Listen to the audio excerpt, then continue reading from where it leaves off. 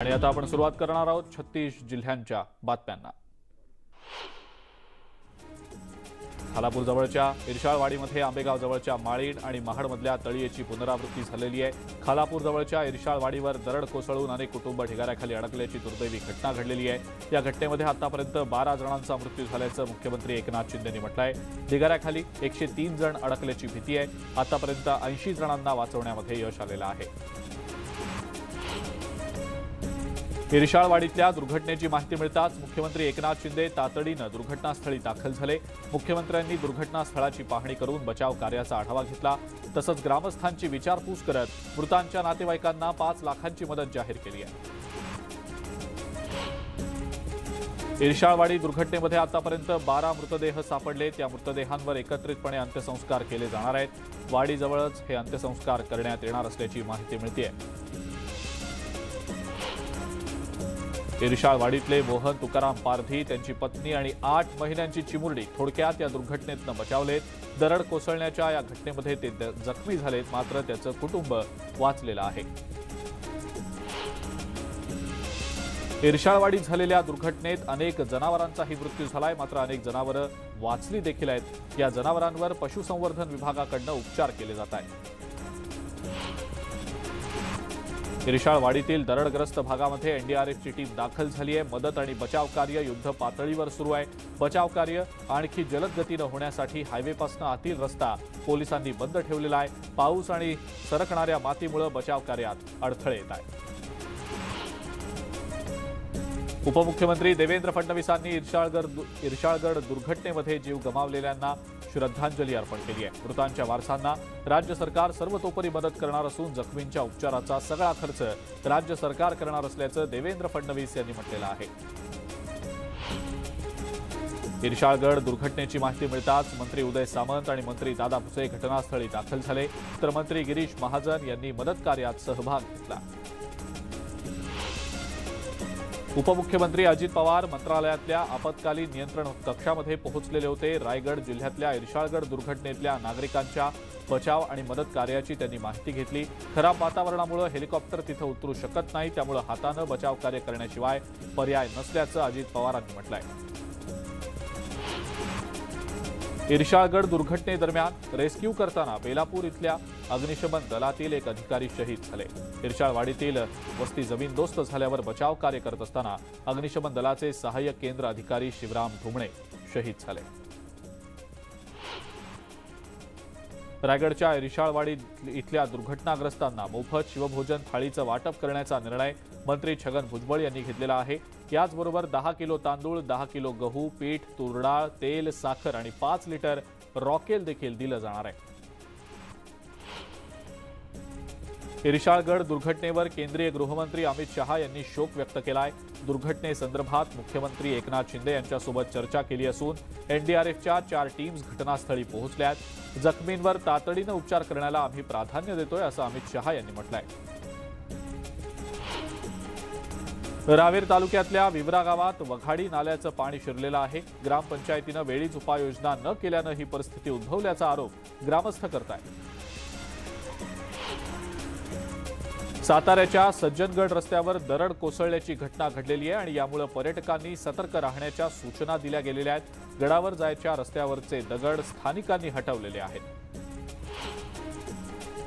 अतिवृष्टीच्या पार्श्वभूमीवर साताऱ्याच्या पाटण तालुक्यातल्या प्रशासनानं दिवस रात्र अलर्ट मोडवर असल्याचं पाहायला मिळतंय। पावसामुळे पाटण, मौजे, चाफेर गावालगतचा साकव वाहून गेलाय। या ठिकाणी पाहणी करत प्रांताधिकाऱ्यांनी ग्रामस्थांशी संवादही साधला। सातारा जिल्ह्यातल्या दरड प्रवण क्षेत्रातल्या गावांची यादी जिल्हा प्रशासनानं तयार केलेली आहे। जिल्ह्यामध्ये एकूण 41 गावं या दरड प्रवण क्षेत्रात येत आहेत। जिथं धोकादायक वाड्या आणि गावं आहेत त्या लोकांना याआधीच सुरक्षित ठिकाणी स्थलांतरित करण्यात आलेलं आहे। ग्रामस्थांना सुद्धा याची माहिती देण्यात आलेली आहे। पुणे शहर आणि राज्यामध्ये पुढच्या 2 दिवसात जोरदार पावसाचा इशारा देण्यात आलेला आहे। नागरिकांनी सतर्कता बाळगावी अशा सूचना सुद्धा देण्यात आलेल्या आहेत। पुणे जिल्ह्यातल्या 1,95,000 हेक्टर खरीप क्षेत्रापैकी 73,000 हेक्टर क्षेत्रात पेरणी पार पडलेली आहे। पाऊस झाल्यानं भाताच्या पुनर्लागवडीला वेग आलेला आहे, तर अनियमितता आढळलेल्या 15 कृषी केंद्रांचे परवाने निलंबित करण्यात आलेले आहेत। हिंगोली जिल्ह्यामध्ये गेल्या 2 दिवसात झालेल्या मोठ्या पावसानं नदीकाठच्या शेतीचं मोठं नुकसान झालंय। हिंगोलीच्या हळदवाडी, वडद एकांबा या गावच्या शिवारातील सोयाबीन, हळदीच्या शेतातनं पाणी गेल्यानं ही पिकं आता खरडून गेलेली आहेत। नांदेड जिल्ह्यामध्ये गेल्या 3 दिवसात चांगला पाऊस झालाय। या पावसामुळे पिकांना जीवनदान मिळालंय। अनेक तालुक्यामध्ये दुबार पेरणीचं संकट निर्माण झालेलं होतं, मात्र आलेल्या पावसामुळे हे संकट आता टळलेलं आहे। सुरजागडसह गडचिरोली जिल्ह्यात 6 नवीन खाणींना पाठिंबा दिल्यानं नक्षलवाद्यांनी मंत्री धर्मराव बाबा अत्राम यांना धमकी दिलेली आहे। यामुळे गडचिरोली पोलीस विभाग सतर्क झालेला आहे। मंत्र्यांच्या सुरक्षेमध्ये कोणतीही कमतरता नसल्याचं पोलिसांनी स्पष्ट केलंय। नागपूरमधल्या कोराडी औष्णिक केंद्राचा वारेगाव इथला राखेचा बंधारा फुटलाय। मोठ्या प्रमाणावर राख शेतीमध्ये वाहून गेलेली आहे। मुसळधार पावसामुळे हा बंधारा फुटल्याचा अंदाज आहे। शेतजमिनीत ही राख गेल्यानं नापिकीची भीती व्यक्त होतीये। परिसरातील विहिरी आणि नदीमध्ये सुद्धा हे पाणी गेल्यानं लोकांच्या जीवाला सुद्धा धोका निर्माण झालाय। वाढीव घरपट्टी रद्द करण्यासाठी चाळीसगावमधल्या नागरिकांनी नगर परिषदेवर धडक मोर्चा काढला। ठाकरे पक्षाच्या नेतृत्वाखाली हा मोर्चा काढण्यात आलेला होता। बीडमध्ये मनसे कार्यकर्त्यांनी रस्त्यावरच्या खड्ड्यात आंघोळ करत प्रशासनाचा निषेध केलाय। प्रशासनाचं लक्ष वेधण्यासाठी वाजंत्री वाजवत हे आंदोलन करण्यात आलं। बीडच्या आष्टी तालुक्यातल्या वाळुंज गावातल्या महिलांनी थेट तहसील कार्यालयासमोर ठिय्या आंदोलन केलंय। शाळेत येण्यासाठी पक्का रस्ता नसल्यानं विद्यार्थ्यांना शाळा बुडवावी लागतेय। पावसातही चिखल होत असल्यानं मोठे हाल होत आहेत आणि या विरोधात महिला आक्रमक झालेल्या होत्या। हवामान विभागानं राज्यातल्या काही जिल्ह्यांना अतिमुसळधार पावसाचा इशारा दिलेला आहे। अतिमुसळधार पावसाची शक्यता असल्यानं नागरिकांनी घराबाहेर पडू नये। आवश्यक आणि अतिमहत्त्वाचं काम असेल तरच घराबाहेर पडावं असं आवाहन राज्य सरकारनं केलेलं आहे। वाशिम पंचायत समितीची इमारत जीर्ण झालेली असून सभापती कक्षाचं छत कोसळलंय। या दुर्घटनेमध्ये सुदैवानं कोणतीही जीवितहानी झालेली नाही, मात्र पंचायत समिती कार्यालय इतरत्र हलवून नव्यानं इमारत बांधण्याची मागणी आता जोर धरतीये। सिंधुदुर्ग जिल्ह्यामध्ये पावसाचा जोर ओसरलेला आहे। गेल्या 24 तासात सिंधुदुर्ग जिल्ह्यात सरासरी 49% पाऊस झालाय। आजपासून पुढील 3 दिवस सिंधुदुर्गला येलो अलर्ट जारी करण्यात आलेला आहे आणि यामुळे जिल्ह्यातल्या सगळ्या शाळा आणि महाविद्यालयांना सुट्टी देण्यात आलेली आहे। सांगली जिल्ह्याच्या पश्चिम भागात पावसाची संततधार सुरू आहे। चांदोली धरण क्षेत्रात अतिवृष्टी सुरू असून वारणा नदीतलं पाणी नदीपात्राच्या बाहेर पडतंय। कृष्णेची पातळी सुद्धा वाढू लागलेली असून एनडीआरएफची एक टीम सांगलीमध्ये दाखल झालेली आहे। सांगली जिल्ह्यात कृष्णा नदीच्या परिसरात मुसळधार पाऊस पडतोय। त्यामुळे कृष्णा नदीच्या पाणी पातळीमध्ये एका रात्रीत तब्बल 8 फुटांची वाढ झालेली आहे। पावसाचा जोर आणखी वाढल्यास कोयनेतून कृष्णा नदीमध्ये विसर्ग केला जाण्याची शक्यता आहे। बुलढाणा जिल्ह्यातल्या 5 तालुक्यांमध्ये मुसळधार पावसानं हाहाकार माजवलाय। जळगाव, शेगाव, संग्रामपूर, मलकापूर आणि नांदुऱ्यात एकाच दिवशी तब्बल 49 मिलीमीटर पावसाची नोंद झालेली आहे। हजारो हेक्टर शेतात पावसाचं पाणी साचल्यामुळे शेतकरी संकटात सापडले। रत्नागिरीच्या जगबुडी नदीचा पूर आता ओसरतोय, मात्र जगबुडी नदी आजही धोक्याच्या पातळीवरनं वाहत असल्यानं धोका कायम आहे। या नदीची धोक्याची पातळी 7 मीटर एवढी आहे, मात्र सध्या नदीतलं पाणी 8.20 मीटरपर्यंत पोहोचलंय। नदीकाठच्या गावांना सतर्कतेचा इशाराही देण्यात आलेला आहे। रत्नागिरीतल्या जगबुडी नदीचा पूर ओसरल्यानंतर खेड शहरात नुकसानाच्या पंचनाम्याला सुरुवात झालेली आहे। खेडमधल्या 350 नागरिकांना सुरक्षित ठिकाणी स्थलांतरित केल्याची माहिती खेडच्या उपविभागीय अधिकाऱ्यांनी न्यूज 18 लोकमतला दिलेली आहे। हिंगोलीच्या औंढा नागनाथ तालुक्यातल्या मधुमती नदीला पूर आलेला आहे। या नदीपात्रामध्ये एका अनोळखी व्यक्तीचा मृतदेह आढळल्यानं खळबळ माजलेली आहे। या घटनेची माहिती मिळताच पोलिसांनी घटनास्थळी धाव घेतली असून मृतदेहाची ओळख पटवण्याचं काम सुरू आहे। चंद्रपूरच्या गोंड पिंपरी तालुक्यातील 2 तलाव फुटल्यानं करंजी गावात पाणी शिरलंय। जवळपास 70 घरांना या पुराचा फटका बसलाय। घरातील अन्नधान्य, संसारोपयोगी सामान आणि शेतीला लागणाऱ्या साहित्याचं मोठं नुकसान झालंय। करंजी हे विजय वडेट्टीवार यांचं जन्मगाव आहे। सध्या कोथिंबिरीचे दर गगनाला भिडले। अशातच लातूरच्या औसा तालुक्यातल्या मातोळा रस्त्यावरचा एक संतापजनक व्हिडिओ समोर आलेला आहे। ज्यामध्ये डबक्यात साचलेल्या पाण्यात कोथिंबीर धुतली जात असल्याचं दिसून आलेलं आहे। त्यामुळे नागरिकांनी संताप व्यक्त केला आहे। वसई विरारला सलग दुसऱ्या दिवशी पावसानं चांगलं झोडपून काढलंय। सेंट्रल पार्क, गालानगर, नालासोपारा स्थानक परिसरात पाणी साचलंय। चाकरमान्यांचे हाल होत आहेत।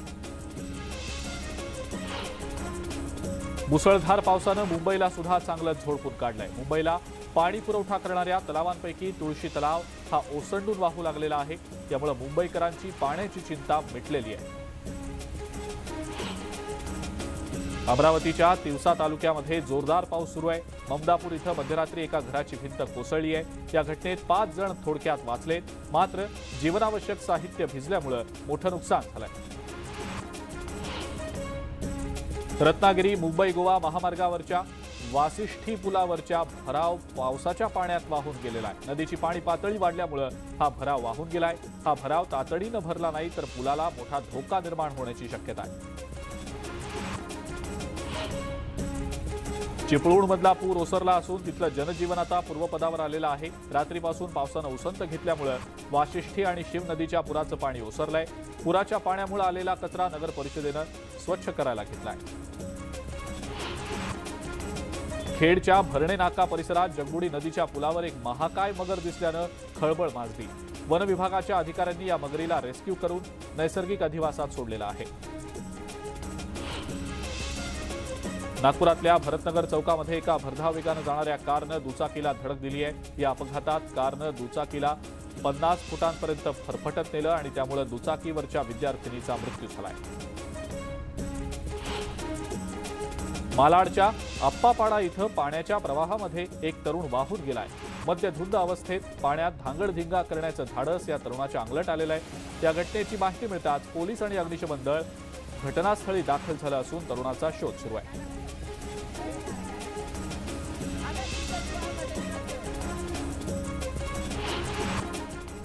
पिंपरी चिंचवड शहरातल्या पिंपळे सौदागर परिसरामधला एक रस्ता खचलाय। एका इमारतीचं बांधकाम सुरू असताना मोठा खड्डा खोदण्यात आलेला होता। तिथला रस्ता आज अचानक खचल्यामुळे एका बाजूची वाहतूक पूर्णपणे ठप्प झालेली आहे, तर पिण्याच्या पाण्याची पाईपलाईन फुटून मोठं नुकसान झालंय। अहमदनगरमधल्या कोपरगावात हिंदू बांधव मोठ्या संख्येनं रस्त्यावर उतरले। न्यूज 18 लोकमतनं कोपरगाव इथल्या लव्ह जिहादचं प्रकरण समोर आणल्यानंतर हिंदू समाजानं भव्य जनआक्रोश मोर्चा काढलाय। कोपरगाव प्रकरणातल्या आरोपींना कठोर शिक्षा करावी अशी मागणी हिंदू बांधवांनी केली आहे। जवळपास 145 गावांमध्ये आज कडकडीत बंद पाळण्यात आलेला आहे। बेळगावातल्या जैन मुनींच्या निर्घृण हत्या प्रकरणाचे पडसाद नाशिकमध्ये सुद्धा उमटलेत। मनमाड, मालेगावसह नाशिकच्या ग्रामीण भागातल्या व्यापाऱ्यांनी हत्येच्या निषेधार्थ कडकडीत बंद पाळला आहे। तसंच सकल जैन समाजाच्या वतीनं काळ्या फिती लावून भव्य मूक मोर्चा काढण्यात आला। आणि यासोबतच 36 जिल्ह्यांच्या बातम्यांमध्ये आता वेळ झाली आहे इथंच थांबण्याची। ताज्या बातम्या आणि अपडेट्ससाठी बघत राहा फक्त न्यूज 18 लोकमत।